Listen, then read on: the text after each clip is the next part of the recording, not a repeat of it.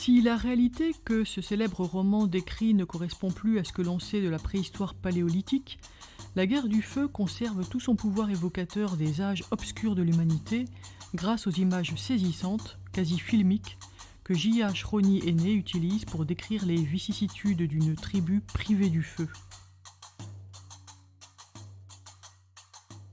La guerre du feu, première partie, la mort du feu. Les Oulamres fuyaient dans la nuit épouvantable. Fous de souffrance et de fatigue, tout leur semblait vain devant la calamité suprême. Le feu était mort. Il l'élevait dans 3 cages depuis l'origine de la horde.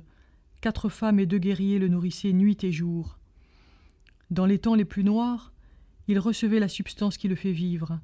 À l'abri de la pluie, des tempêtes, de l'inondation, il avait franchi les fleuves et les marécages, sans cesser de bleuir au matin et de s'ensanglanter le soir.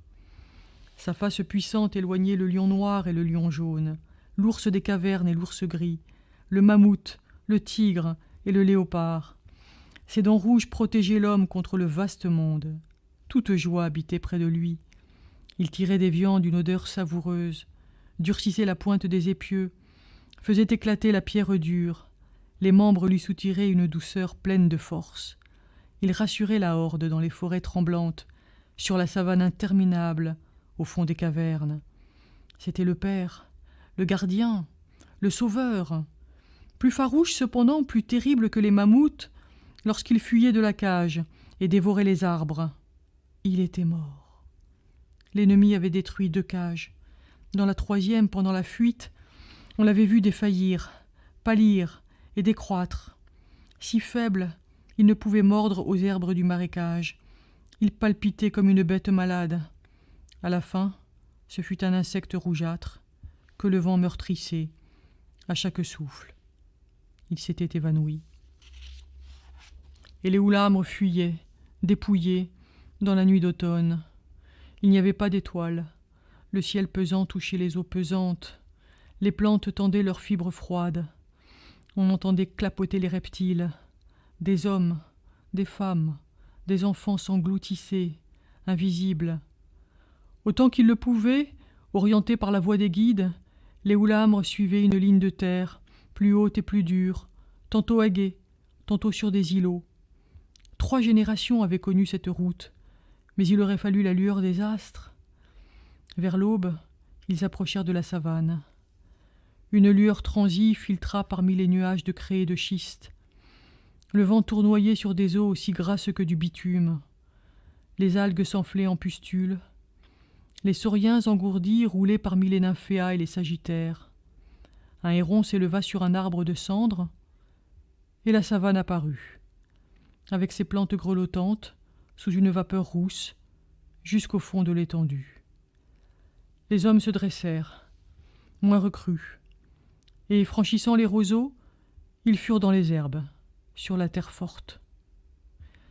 Alors la fièvre de mort tombée, beaucoup devinrent des bêtes inertes. Ils coulèrent sur le sol, ils sombrèrent dans le repos. Les femmes résistaient mieux que les hommes. Celles qui avaient perdu leurs enfants dans le marécage hurlaient comme des louves. Toutes sentaient sinistrement la déchéance de la race et les lendemains lourds. Quelques-unes ayant sauvé leurs petits les élevaient vers les nuages.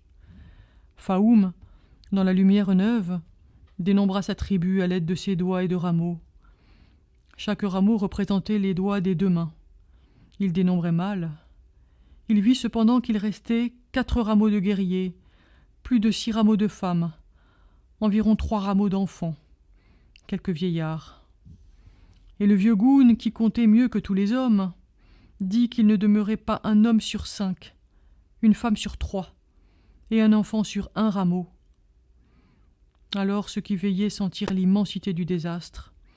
Ils connurent que leur descendance était menacée dans sa source, et que les forces du monde devenaient plus formidables. Ils allaient rôder chétifs et nus sur la terre. Malgré sa force, Faoum désespéra. Il ne se fiait plus à sa stature ni à ses bras énormes. Sa grande face où s'aggloméraient des poils durs, ses yeux jaunes comme ceux des léopards, montraient une lassitude écrasante. Il considérait les blessures que lui avaient faites la lance et la flèche ennemie. Il buvait par intervalles à l'avant du bras le sang qui coulait encore. Comme tous les vaincus, il évoquait le moment où il avait failli vaincre. Les Oulamres se précipitaient pour le carnage. Lui, Faoum, crevait les têtes sous sa massue. On allait anéantir les hommes, enlever les femmes, tuer le feu ennemi, chasser sur des savanes nouvelles et dans des forêts abondantes. Quel souffle avait passé! Pourquoi les Oulamres avaient-ils tournoyé dans l'épouvante? Pourquoi est-ce leurs os qui craquèrent, leurs ventres qui vomirent les entrailles, leurs poitrines qui hurlèrent l'agonie, tandis que l'ennemi, envahissant le camp, renversait les feux sacrés? Ainsi s'interrogeait l'âme de Faoum, épaisse et lente. Elle s'acharnait sur ce souvenir comme l'hyène sur sa carcasse. Elle ne voulait pas être déchue, elle ne sentait pas qu'elle eût moins d'énergie, de courage et de férocité. La lumière s'éleva dans sa force. Elle roulait sur le marécage, fouillant les boues et séchant la savane. La joie du matin était en elle, la chair fraîche des plantes. L'eau parut plus légère, moins perfide et moins trouble. Elle agitait des faces argentines parmi les îles verte grisées. Elle jetait de longs frissons de malachite et de perles.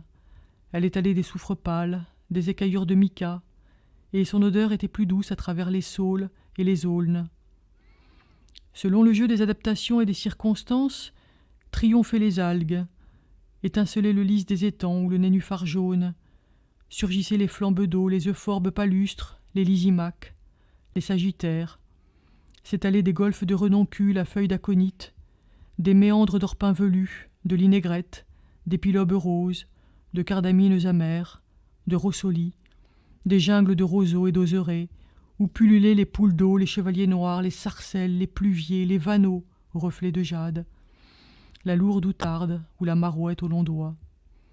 Des hérons guettaient au bord des criques roussâtres, des grues s'abattaient en claquant sur un promontoire, le brochet barbelé se ruait sur l'étanche, et les dernières libellules filaient en traits de feu vert, en zigzag de l'azulite.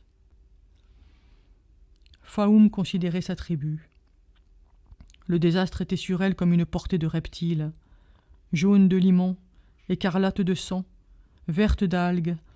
Elle jetait une odeur de fièvre et de chair pourrie. Il y avait des hommes roulés sur eux-mêmes comme des pitons, d'autres allongés comme des sauriens, et quelques-uns râlaient, saisis par la mort. Les blessures devenaient noires, hideuses au ventre, plus encore à la tête où elles s'élargissaient de l'éponge rougie des cheveux. Presque tous devaient guérir, les plus atteints ayant succombé sur l'autre rive ou péri dans les eaux. Faoum, détachant ses yeux des dormeurs, examina ceux qui ressentaient plus amèrement la défaite que la lassitude. Beaucoup témoignaient de la belle structure des Oulamres. C'étaient de lourds visages, des crânes bas, des mâchoires violentes. Leur peau était fauve, non noire. Presque tous produisaient des torses et des membres velus. La subtilité de leur sang s'étendait à l'odorat qui luttait avec celui des bêtes. Ils avaient des yeux grands, souvent féroces, parfois hagards, dont la beauté se révélait vive chez les enfants et chez quelques jeunes filles. Les tribus paléolithiques vivaient dans une atmosphère profonde. Leur chair recelait une jeunesse qui ne reviendra plus, fleur d'une vie dont nous imaginons imparfaitement l'énergie et la véhémence.